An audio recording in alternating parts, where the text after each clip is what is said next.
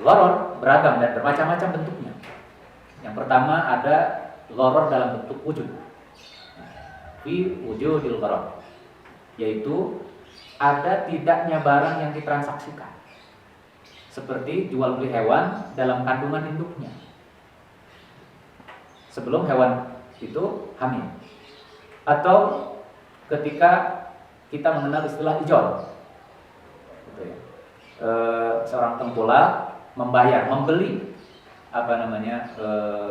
dari petani sesuatu yang belum tentu, itu termasuk kategori gharar. Kemudian yang kedua adalah gharar dalam memperolehnya, yaitu bisa tidaknya suatu benda atau barang yang ditransaksikan didapatkan, sementara wujudnya ada, seperti jual beli burung yang sedang terbang atau ikan yang di lautan, maka ini juga tidak diperbolehkan. Beda kalau ikannya sudah ditangkap.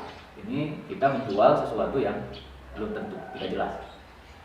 Kemudian yang selanjutnya gharar dari sisi jenisnya, yaitu ketidakjelasan dari jenis barang apa yang dijual belikan itu.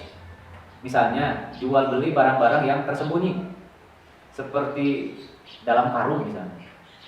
Kita tidak tahu apa isinya, kemudian kita menjualnya atau kita membelinya sama. Kemudian yang selanjutnya adalah gharar dari sisi macamnya. Yang dimaksud dengan gharar dari sisi macamnya adalah ketika tidak jelas macam atau jenis barangnya. Misalnya jual beli sapi, tetapi sapinya yang mana? Ketika kita tidak tahu sapinya yang mana, yang hitam, yang coklat, yang besar, yang kecil, dan seterusnya, maka ini masuk kategori gharar. Yang selanjutnya ada gharar dari sisi kuantitinya.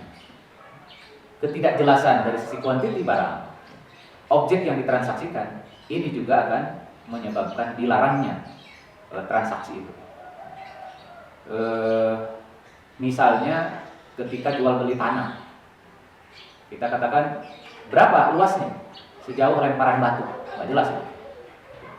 Maka harus diperjelas berapa meter, berapa kilometer, dan seterusnya. Kemudian ada lagi gharar dari sisi penentuannya. Ini maksudnya adalah ketidakjelasan dalam menentukan salah satu dari dua barang atau dua objek yang diperjualbelikan. Misalnya kita jual baju, kemudian dari baju itu ada dua jenisnya, ada dua baju, kemudian kita jual satu, tetapi tidak jelas yang mana yang akan dijual, maka ini juga termasuk gharar. Ketika kita suka dengan baju misalnya warna merah, sementara di situ ada warna merah dan ada warna biru, penjual tidak mengatakan yang mana sebenarnya yang akan dijual, maka ini termasuk kategori gharar. Yang selanjutnya adalah gharar dari sisi keberadaannya. Misalnya jual beli buah-buahan yang belum jelas jadi tidaknya buah itu, yang tadi misalnya seperti hijau dan yang lain. Kemudian saudara sekalian, itu diantaranya barang-barang yang termasuk kategori gharar.